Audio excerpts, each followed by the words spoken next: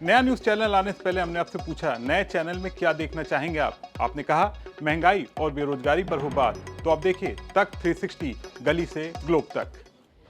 IT sector से बड़ी खबर सामने आई है। देश की दिग्गज आईटी कंपनियां टीसीएस, इन्फोसिस, एचसीएल और टाटा एल्क्सी को नए लेबर कोड की वजह से तगड़ा झटका लगा है। दिसंबर साल 2025 तिमाही यानी कारोबारी साल 2026 की तीसरी तिमाही के नतीजों में इसका असर साफ देखने को मिला। अकेले टीसीएस, इन्फोसिस और एचसीएल टेक पर कुल मिलाकर 4,370 करोड़ रुपए के करीब का अतिरिक्त खर्च उठाना पड़ा, जिसके बाद मुनाफे पर दबाव देखने को मिला। अब इसमें हैरानी वाली बात यह है कि इस गिरावट की वजह कोई डील फेल होना या फिर नए लेबर कानून नहीं, जिससे आईटी कंपनियों की कमाई का पूरा गणित बदल दिया हो।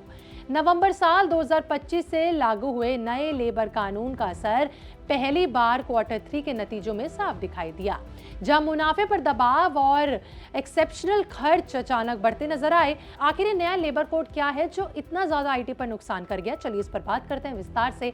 नमस्कार, मैं आपके साथ तनीषा और आप देख रहे हैं विस्तार। सबसे पहले आंकड़ों की बात करें तो टीसीएस ने अक्टूबर-दिसंबर साल 2025 तिमाही में नए लेबर कोड्स के चलते 2,128 करोड़ रुपए के एक्सेप्शनल खर्च की जानकारी दी। इन्फोसिस को इसी तिमाही में 1,280 करोड़ के करीब का झटका लगा। एचसीएल टेक ने 956 करोड़ रुपए एक्स्ट्रा दिए। टाटा एल्क्सी भी इससे बच नहीं पाई। कंपनी ने बताया कि कर्मचारियों से जुड़े बेनिफिट्स के लिए करीबन 95.7 करोड़ रुपीस का एक मुश्त प्रावधान करना पड़ा, जिससे तिमाही मुनाफा करीबन 30% तक गिर गया। विस्तार पे अगर इस बारे में बात करें तो इस कड़ी में टाटा ग्रुप की कंपनी टाटा एल्क्सी का नाम भी जुड़ गया। ये भी नहीं बच पाई। टाटा एल्क्सी ने क्वार्टर 3 साल 2026 के नतीजे थोड़े मिले जुले रखे। कंपनी का रेवेन्यू तिमाही आधार पर 3.8% बढ़कर 956 करोड़ के करीब पहुंच गया, लेकिन मुनाफा वहीं 30% घटकर 109 करोड़ के करीब आ गया। इसका बड़ा कारण भी नए लेबर कोड से जुड़े अतिरिक्त प्रावधान रहे। वहीं कंपनी ने बताया कि कर्मचारी से जुड़े बेनिफिट्स के लिए करीबन 95.7 करोड़ रुपीस की लमसम हाइक करनी पड़ी, जिससे एक्सेप्शनल आइटम्स के तौर पर दर्ज किया गया। हालांकि ऑपरेशनल स्तर पर कंपनी ने अच्छे प्रदर्शन किए और ईबीआईटी मार्जिन 18.5% से बढ़कर 21% हो गया। हालांकि दिलचस्प बात यह रही कि इतने बड़े खर्च के बावजूद ऑपरेटिंग मार्जिन पूरी तरह से नहीं टूटे। टीसीएस ने 25.2% का ऑपरेटिंग मार्जिन बनाए रखा। इन्फोसिस की बात करें तो उसका मार्जिन जरूर दबाव में आया। नए लेबर कोड्स की लागत जोड़ने के बाद 18.4% रहा। कंपनी का ये कहना था इसके बाद कि अगर ये अतिरिक्त खर्च नहीं होता तो मार्जिन 21% तक या उससे ऊपर जा सकता था। अब एचसीएल टेक ने भी साफ किया कि आगे चलकर इसका असर सीमित दायरे में रहेगा, यानी ज्यादा टाइम तक नहीं रहेगा। ये तुरंत हुआ है तो इसलिए प्रभाव देखने को मिला। अब सवाल यह है कि इस पूरे झटके का असर क्या पड़ा? सबसे बड़ा असर सीधे मुनाफे पर दिखा। एक ही तिमाही में हजारों करोड़ रुपए के एक्सेप्शनल खर्च ने प्रॉफिट ग्रोथ को रोक दिया और धीमा भी कर दिया। निवेशकों के लिए यह संकेत साफ था कि आने वाले समय में आईटी कंपनियों के लिए लागत का दबाव बढ़ सकता है। ब्रोकरेज फर्मों का मानना है कि ये खर्च एक बार का नहीं है, बल्कि आने वाले सालों में कर्मचारियों की लागत लगातार बढ़ती रह सकती है और ऐसा होता रहेगा। इसका नतीजा ये हो सकता है कि सैलरी हाइक की रफ्तार धीमी हो जाए, खासकर सीनियर लेवल्स की बात करें उस पर। अब समझते हैं कि ऐसा क्या असर पड़ेगा। तो नए लेबर कोड का सबसे बड़ा बदलाव सैलरी स्ट्रक्चर से जुड़ा है।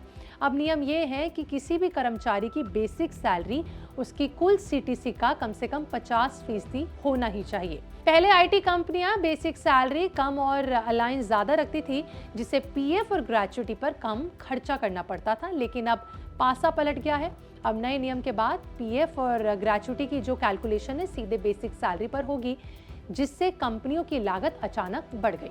और यही वजह है कि टीसीएस को अकेले ग्रेच्युटी और लीव लायबिलिटी एडजस्टमेंट में करीबन 1800 करोड़ रुपए खर्च करने पड़े।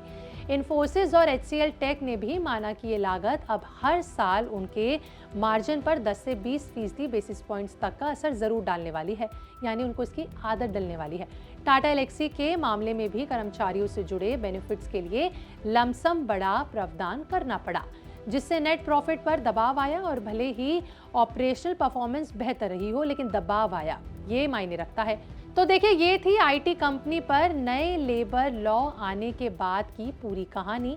जिसके बारे में हमने आपको विस्तार से भी बताया।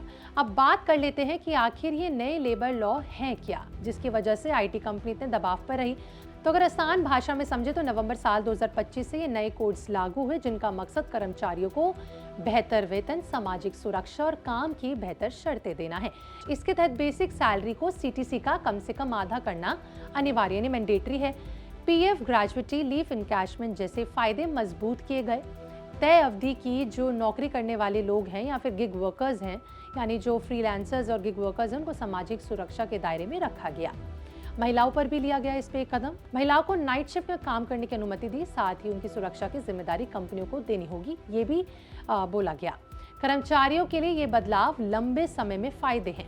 अब क्योंकि रिटायरमेंट पर मिलने वाली जो रकम बढ़ेगी और जॉब सिक्योरिटीज मजबूत होंगी, उससे फायदा मिलेगा। लेकिन कंपनी के लिए ये एक नई वित्तीय चुनौती बनकर सामने आई है।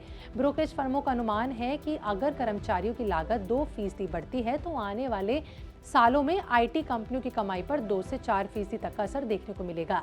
यानी कुल मिलाकर नए लेबर कोड्स ने आईटी सेक्टर में एक नई हकीकत पेश कर दी है। कर्मचारियों को बेहतर सुरक्षा और फायदे मिलेंगे, लेकिन कंपनियों को अपने मार्जिन, सैलरी हाइक और बिजनेस स्ट्रैटेजी पर दोबारा सोचने की जरूरत पड़ेगी।